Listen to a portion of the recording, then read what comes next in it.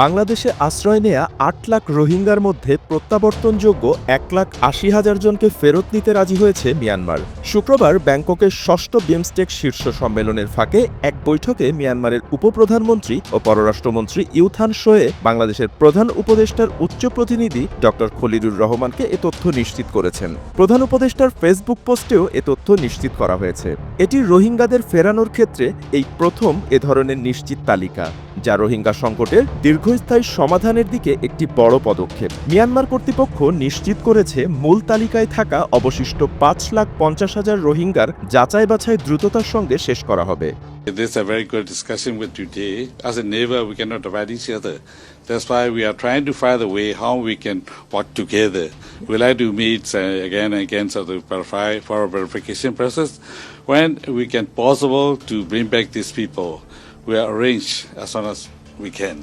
এটি বাংলাদেশের কূটনীতিতে অন্যতম বড় সাফল্য। দীর্ঘ ৮ বছর বাংলাদেশের গলার কাঁটা হিসেবে আটকে থাকা এই রোহিঙ্গাদের ফেরত নিতে কিভাবে মিয়ানমারকে রাজি করালো বাংলাদেশ?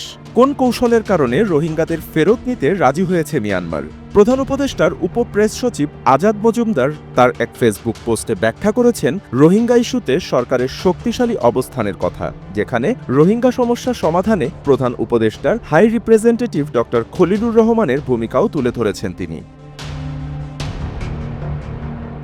রোহিঙ্গা ইস্যুতে ব্যাংককে বাংলাদেশ সরকারের শক্তিশালী অবস্থান তুলে ধরে তিনি জানান, ব্যাংককে বাংলাদেশ প্রথমে মিয়ানমারের কর্মকর্তাদের সঙ্গে দেখা করতে অস্বীকৃতি জানায়, কারণ তাদের নেতা BIMSEC ভাষণে রোহিঙ্গাদের অবৈধ বাঙালি বলে অভিহিত করেছিলেন।